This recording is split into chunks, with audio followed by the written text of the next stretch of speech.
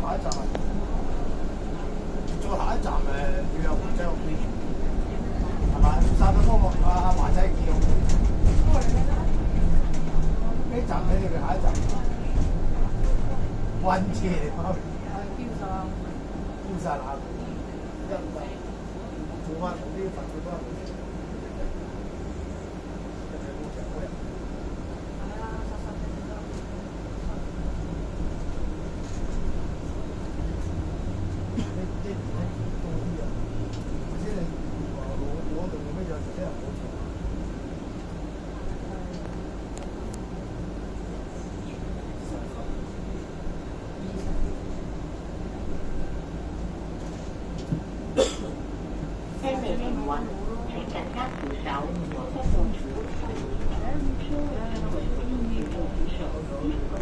Yung iba nakahanap kasi may part-time eh. Hindi nakahanap si Ruel, dalawang Ruel.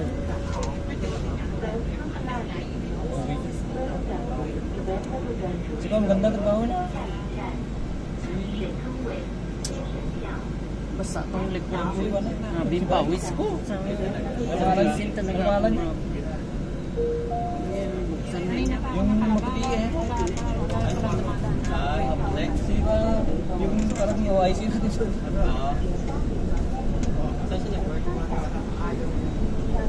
Pinapauwi niya ako kanina. Iyayalo niya naman ako.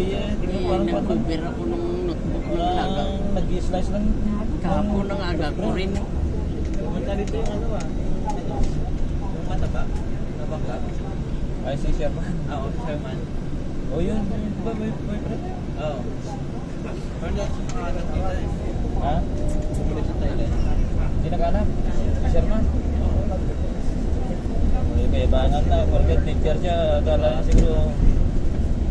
Nakita ko yung sa mga web market eh. Akala niya madali lang maghanap, market teacher na.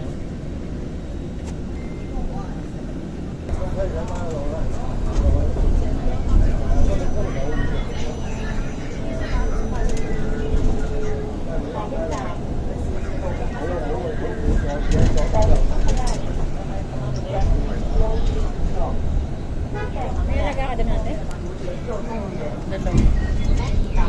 6 years old at saka 8 years old. Puro lalaki, alaga ko. Natin ko sundo sa siya. 4,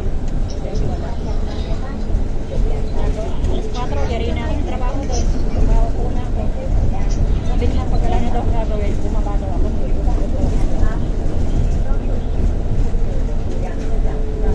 Ako nga may unan at saka umot doon. Pinapatulog ako sa hapon. Nakaidlip naman kahit paano. Kaya lit na ako natutulog din.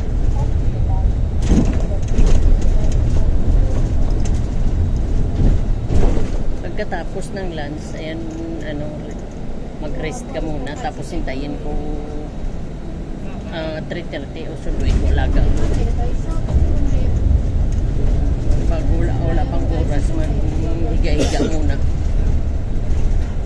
Ako mo nyari mo ko di kansan ko. Liit ng bahay. Bener gak sih aku ngomong?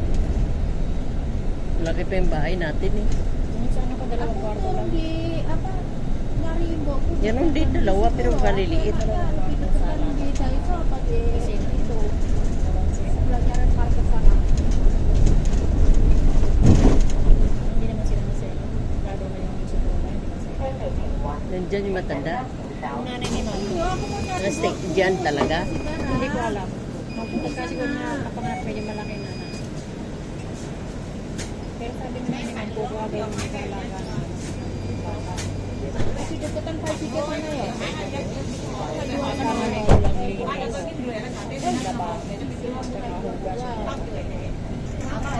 Araw-araw ako naglalaba kasi wala namang gagawin.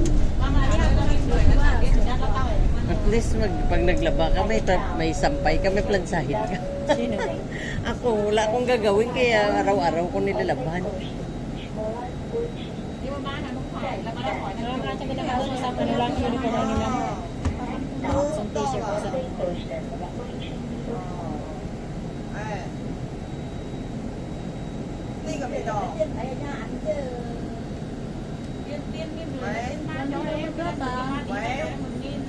isang araw, alas 6 na dyan ako. Kung ako alas 2 alas 6 uminom. Uminom.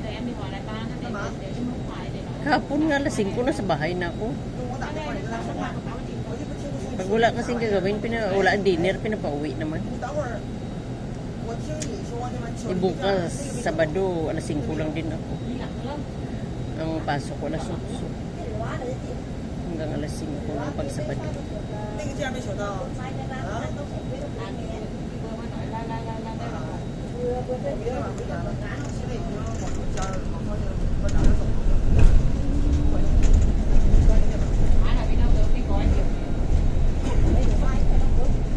Pero pagka regular ito, 7 to 7 pag may pasok.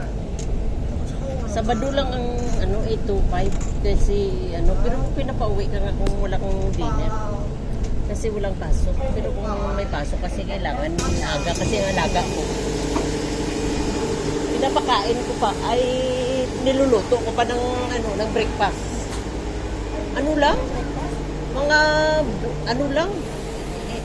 Iniinit ko lang yung gatas at saka bread, ganun lang.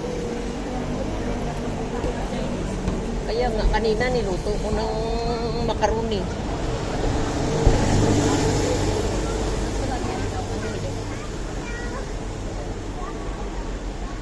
Ay, nakalimutan ko pa nga yan.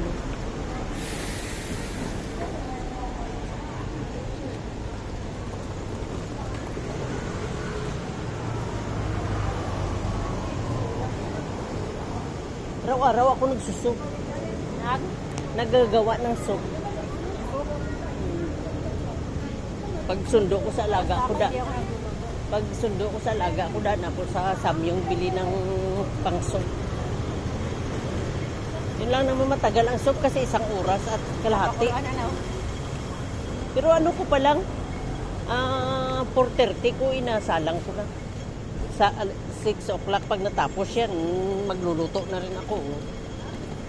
Pagkatapos, hugas, alis na. Ganun lang kasimple. Ang mas mahirap itong biyahe natin dito eh. Layo. Eh ako, double ride talaga. Ayaw ko kasi maglakad. Doon ako. Puka, para doon na talaga ang baba ko. Ayaw ko na.